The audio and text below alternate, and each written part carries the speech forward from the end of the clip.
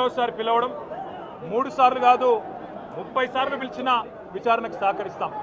మా మీద కేసులు బనాయించి మమ్మల్ని ఇబ్బంది పెట్టి కమిషన్లు వేసి మమ్మల్ని ఏదో ఇబ్బంది పెట్టినంత మాత్రాన వేధించినంత మాత్రాన ప్రజల తరపున ప్రశ్నించడం బంద్ చేస్తామనుకుంటే అది కాంగ్రెస్ ప్రభుత్వం యొక్క అవివేకం అజ్ఞానం అవుతుంది తప్ప ఇంకోటి కానే కాదు.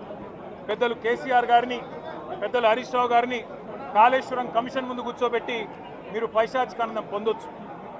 ఇవాళ ఏసీబీ ముందుకి విచారణకు పిలిపించి కొంత మానసికంగా రాక్షసానందం పొందుతూ ఉండవచ్చు.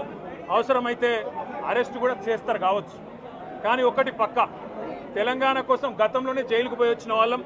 హైదరాబాద్ బ్రాండ్ ఇమేజ్ను పెంచే ప్రయత్నంలో భాగంగా హైదరాబాద్ బ్రాండ్ని కాపాడే క్రమంలో తీసుకున్న ఒక నిర్ణయం వల్ల మళ్ళీ జైలుకు పోవాల్సి వచ్చినా భయపడేది లేదు. ఒకసారి కాదు 100 సార్లు అయినా జైలుకు పోతాం, కానీ వదిలిపెట్టాం కాంగ్రెస్ ప్రభుత్వాన్ని, కాంగ్రెస్ పార్టీని.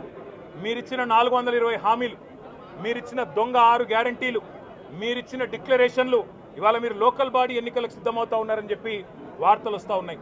రేవంత్ రెడ్డి గారు నిన్ను మొత్తం రాష్ట్రంలోని బీసీ వర్గాల ప్రజలందరూ గమనిస్తున్నారు. 42% రిజర్వేషన్ ఇచ్చి 42% రిజర్వేషన్ ఇస్తాం అని కామారెడ్డి డిక్లరేషన్లో చెప్పి మోసం చేసి ఈరోజు స్థానిక సంస్థల ఎన్నికలకు మరి రిజర్వేషన్ ఇవ్వకుండానే పోతున్న వైనాన్ని కూడా బీసీలు గమనిస్తూ ఉన్నారు. రైతు బంధు పేరిట ఎలక్షన్ బంధుగా మార్చి ఎలక్షన్లు వచ్చినప్పుడు మాత్రమే రైతు బంధు వేస్తున్న విషయాన్ని రైతులు గమనిస్తున్నారు. నెలకు 2500 ఎగ్గొట్టిన విషయాన్ని ఈ రాష్ట్రంలోని మహిళలు గమనిస్తూ ఉన్నారు.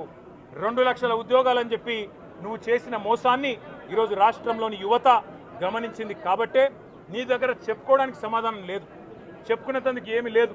కాబట్టి ఏం చేయాలి? నువ్వు ఏదో ఒక డైవర్షన్ మీద ఏదో ఒక రకంగా ఒక కమిషన్ అని, ఎంక్వైరీ అని, ఏదో జరిగిందని, ఇదిగో పులి అంటే అదిగో తోక అని, నువ్వేమో దున్నపోతు తినిందనగానే నీకు తయారుగా నీ జోడీదారు బీజేపీ రెడీగా ఉన్నాడు. నువ్వు దున్నపోతు తినిందనగానే వాడు దుడ్డని కట్టేయని వాడికి వస్తాడు. మీ ఇద్దరి దొంగ భాగవతం, మీ ఇద్దరి దొంగ నాటకాలు తెలంగాణ ప్రజలకు అర్థమైనాయి. మేము మాత్రం వాళ్ళ పెడితే గిడితే ఒక వ్యక్తినో 2 వ్యక్తులను జైల్లో పెడతావు, కానీ లక్షలాది మంది కేసీఆర్ సైనికులను టచ్ చేసే ధైర్యం నీకు లేదు. తెలంగాణ ప్రజలకు రక్షణ కవచంలాగా ఆనాడు ఉన్నది టీఆర్ఎస్ఏ, ఈరోజు ఉండేది బీఆర్ఎస్ఏ, రేపటికి కూడా స్వీయ రాజకీయ అస్తిత్వమే శ్రీరామ రక్ష అనే విధంగా ముందుకు పోతాం. నువ్వు ఒక్కసారి కాదు 100 సార్లు పిలిచినా వస్తా, 100 సార్లు నిజమే చెప్తా. నువ్వు లై డిటెక్టర్ పరీక్షకు నీకు దమ్ముంటే నువ్వు మగాడివైతే రా, రాష్ట్ర ప్రజలందరూ చూస్తుండగా లై డిటెక్టర్ కూడా రెడీ. నువ్వు ఒక కేసు కాదు ఇంకో 1000 కేసులు పెట్టినా మేము ప్రశ్నించడం బంద్ చేయం, కొట్లాడడం బంద్ చేయం, తెలంగాణ ప్రజల తరపున నిలదీయడం బంద్ చేయం.